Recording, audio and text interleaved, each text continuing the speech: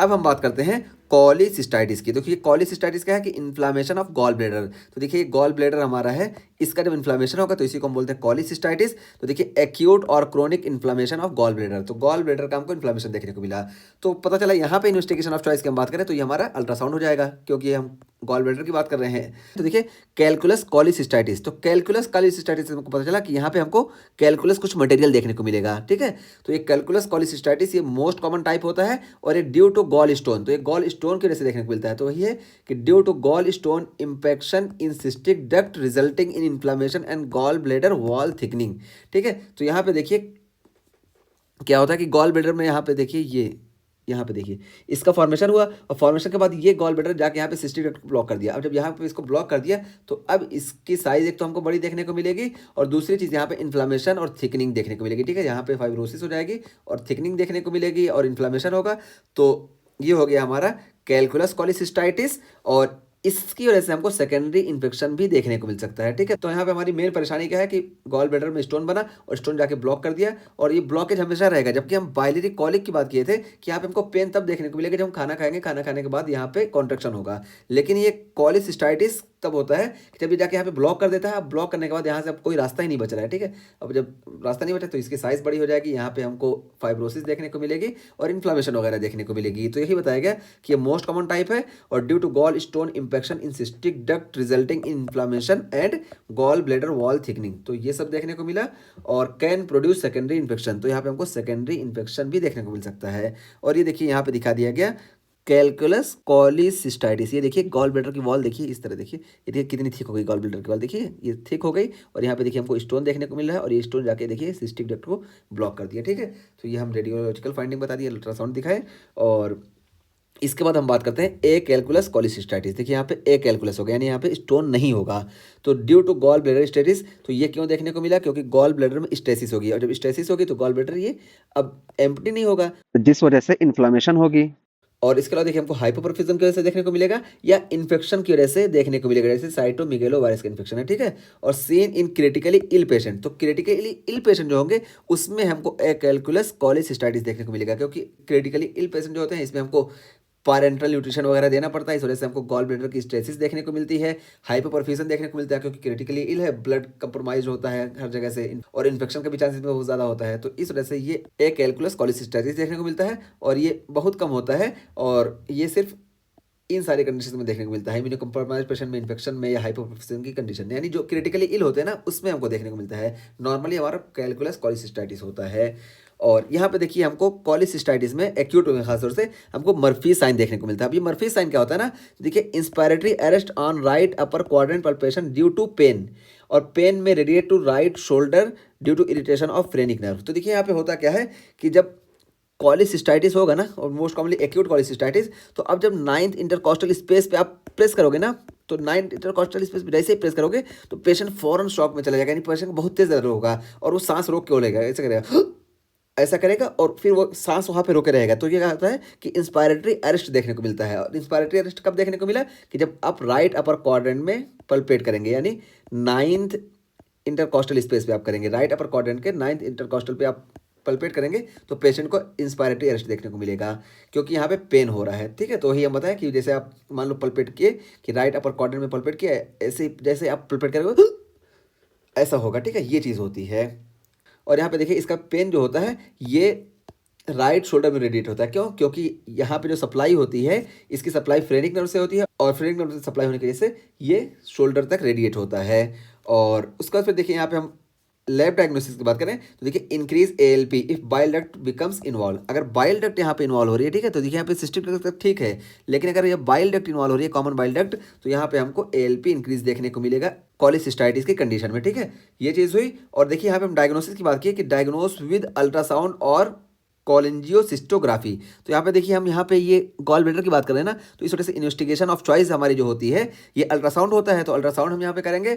और इसके अलावा हम कॉलीसिंटिग्राफी जिसको हम हिडा स्कैन बोलते हैं ये करते हैं। तो हिडा स्कैन में क्या होता है ना कि अगर हमको अल्ट्रासाउंड में कोई चीज़ विजुअल नहीं हो रही है तब हिडा स्कैन करते हैं और यहाँ पे हम डाई इंजेक्ट करते हैं।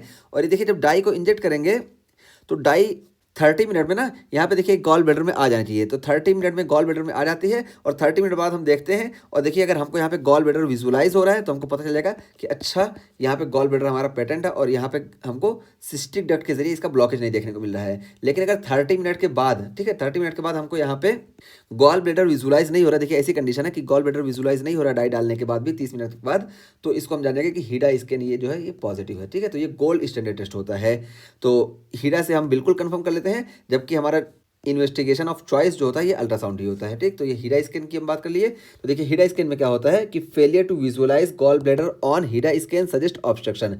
तो अगर हम हीडा स्कैन कर रहे हैं और वहाँ पे हमको गॉल ब्लैडर विजुअलाइज नहीं हो रहा तो हम समझ जाएंगे कि ऑब्स्ट्रक्शन है। तो ऑब्स्ट्रक्शन है, देखिए जैसे हम किए ना, हम हीडा स्कैन को किए, तो हीडा स्कैन में 30 मिनट में हमको यहाँ पे डाई पहुंच जानी चाहिए। डाई हमको दिखाई, डाई जब पहुंचेगी तो ये हमको ब्लैक दिखाई देगा, ठीक है, तो ब्लैक दिखाई देगा। लेकिन मान लो यहाँ पे ऑब्स्ट्रक्शन है, तो जब हम हीडा स्कैन करेंगे, डाई देंगे, तो डाई जो है यहाँ से आगे नहीं जाएगी, इस वजह से जब हम इसको देखेंगे तो ये हमको विजुअलाइज नहीं होगा, ठीक है। तो ये स्ट्रक्चर नहीं दिखाई देगा, यहाँ पे देखिए यही चीज़ है। तो ये हीडा स्कैन हो गया। और उसके अलावा हम बात करते हैं गॉल स्टोन इलियस की। तो देखिए गॉल स्टोन इलियस क्या होता है हम बता दें। ये देखिए हमारा, मान लो ये देखिए गॉल ब्लैडर है और गॉल ब्लैडर में देखिए स्टोन हो गया, ठीक है, और ये देखिए हमारी ड्यूडेनम है। तो जब स्टोन होता है तो स्टोन से ये गॉल ब्लैडर यहाँ इससे टच हो जाती है, और ठीक है, और यहाँ पे हमको फाइब्रोसिस वगैरह देखने को मिलती है और धीरे धीरे यहाँ पे फिस्टुला का फॉर्मेशन हो जाता है। अब जब फिस्टुला का फॉर्मेशन हुआ यहाँ पे, तो यहाँ पे जो स्टोन था प्रेजेंट, ये यहाँ से यहाँ ड्यूडेनम में आ गया। अब जब ड्यूडेनम में आ जाता है ना, तो ड्यूडेनम में हमको मालूम होना चाहिए कि ये इंटेस्टाइन जो होती है स्मॉल या लार्ज, ये शुरू में मोटी होती है, जितना आगे जाती है उतना पतली होती जाती है। तो देखिए स्मॉल इंटेस्टाइन यहाँ ड्यूडेनम में हम देख रहे हैं, फिर ये आगे जाते जाते टर्मिनल इलियम में जाएगी, ठीक है। तो टर्मिनल इलियम में जाते जाते ना, ये टर्मिनल इलियम में पहुंचते पहुंचते जहाँ इलियोसिकल वॉल इसका होता है ये बहुत पतली हो जाती है, ठीक है। यहाँ से जाके फिर ये सीकम में चली जाती है, ठीक है। तो यहाँ पे बहुत पतली होती है, इस वजह से ये जो यहाँ से गॉल ब्लैडर से स्टोन आया था यहाँ पे फिस्टुला के जरिए, ये आके यहाँ पे ऑब्स्ट्रक्ट कर जाएगा, ठीक है। यही होता है हमारा गॉल स्टोन इलियस, ठीक है। तो इलियम में हमको गॉल स्टोन देखने को मिलेगा। तो देखिए क्या है यहाँ बताया गया कि गॉल स्टोन इलियस क्या होता है कि fistula between gall bladder and GI tract. तो देखिए हमको कॉलीसिस्टो ड्यूडेनल फिस्टुला देखने को मिलता है। शुरू में ही हम बता दिए कि ये हमको कॉलीसिस्टो यानी गॉल ब्लैडर से ड्यूडेनम का फिस्टुला देखने को मिलेगा। और उसके अलावा फिर क्या होगा, स्टोन इंटर इन जीआई ल्यूमेन, तो स्टोन जीआई ल्यूमेन में चला जाएगा और ऑब्स्ट्रक्ट एट इलियोसिकल वॉल, तो इलियोसिकल वॉल पे ही ऑब्स्ट्रक्ट कर देगा क्योंकि ये नेरोस्ट पॉइंट है।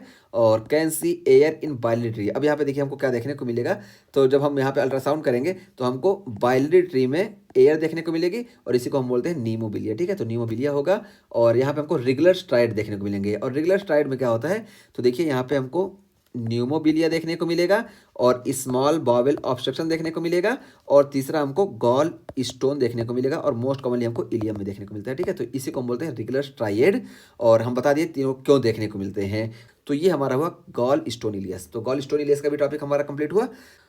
तो इस तरीके से हमारे कॉलीसिस्टाइटिस का भी टॉपिक कंप्लीट हो गया। और कॉलीसिस्टाइटिस में हम बात क्या किए कि यह एक्यूट होता है या क्रोनिक होगा। और यहाँ पे हम बात की सबसे पहले कैलकुलस कॉलीसिस्टाइटिस, ये मोस्ट कॉमन होता है और यहाँ पे गॉल ब्लैडर की वजह से हमको सिस्टिक डक्ट का ब्लॉकेज देखने को मिलता है, जिसकी वजह से गॉल ब्लैडर में इन्फ्लेमेशन होती है और गॉल ब्लैडर की वॉल जो होती है ये थिक हो जाती है और ये इन्फेक्शन कॉज कर सकते हैं, ठीक है। Can produce secondary infection. ये इन्फ्लेमेशन के बाद इम्यूनिटी वीक हो जाती है, इस वजह से इन्फेक्शन का भी चांसेस ज़्यादा होता है। और उसके बाद फिर हम ए कैलकुलस कॉलीसिस्टाइटिस की बात किए कि यहाँ पे स्टोन का कोई रोल नहीं होगा। यहाँ पे क्या होगा कि यहाँ पे स्ट्रेसिस की वजह से या हाइपरफिजन की वजह से या इन्फेक्शन की वजह से, जैसे साइटोमेगालोवायरस के इन्फेक्शन की वजह से हमको गॉल ब्लैडर का इन्फ्लामेशन दिखाई देगा। और ये मोस्ट कॉमनली हमको इल पेशेंट में देखने को मिलता है, क्योंकि हेल्दी पेशेंट में ये नहीं देखने को मिलता है, क्योंकि यहाँ पे हमको स्ट्रेसिस वगैरह हेल्दी पेशेंट में नहीं देखने को मिलती है, ठीक है। परफ्यूजन और ये सारी इम्यूनिटी अच्छी होती है, सब नॉर्मल रहता है। और फिर हम बात किए कि हमको एक्यूट कॉलीसिस्टाइटिस में मोस्ट कॉमनली मर्फीज साइन देखने को मिलता है। और मर्फीज साइन में हम बताएं कि यहाँ पे हमको इंस्पायरेटरी अरेस्ट देखने को मिलता है राइट अपर क्वाड्रेंट पल्पेशन पे, क्योंकि पेन होता है और ये पेन जो होता है ये राइट शोल्डर तक रेडिएट कर सकता है, क्योंकि यहाँ पे फ्रेनिक नर्व इन्वॉल्व होती है। और देखिए एलपी की बात की गई कि ये सीरम एलपी जो है ये इंक्रीज देखने को मिलेगा अगर बाइल डक्ट इन्वॉल्व हुई है। और जब बाइल डक्ट इन्वॉल्व होती है तो इसको हम बोलते हैं एक्यूट कोलिंजाइटिस, जिसके बारे में अभी हम यहाँ पे बात करने वाले हैं, ठीक है। तो अगर बाइल डक्ट इन्वॉल्व होगी तभी हमको एलपी इंक्रीज देखने को मिलेगा। हम मैकेनिज्म शुरू में ही बता के आ गए हैं कि जो हमारी बाइल डक्ट होती है यहाँ पे जो एपिथेलियल सेल प्रेजेंट होते हैं इसमें हमारे एलपी इंजाइम प्रेजेंट होता है, इस वजह से। और इसमें हम इन्वेस्टिगेशन ऑफ चॉइस की बात की, अल्ट्रासाउंड है और हम हीडा स्कैन करते हैं। और हीडा स्कैन ये ज़्यादा स्पेसिफिक होता है, इस वजह से ये जीएसटी होता है, ठीक है। तो हीडा स्कैन ज़्यादा सेंसिटिव होता है, लेकिन हम इन्वेस्टिगेशन ऑफ चॉइस अल्ट्रासाउंड करते हैं क्योंकि आसान होता है, सब कुछ होता है इसमें। और उसके बाद फिर यहाँ पे हम बात किए कि गॉल स्टोन इलियस क्या होता है कि यहाँ पे सिस्टोडिनल फिस्टुला बन जाता है, जिसकी वजह से हमको रेगुलर स्ट्राइड देखने को मिलता है। और रेगुलर स्ट्राइड के हम फीचर की बात कर लिए। और अब हम बात करते हैं प्रोसिलियन गॉल ब्लैडर की।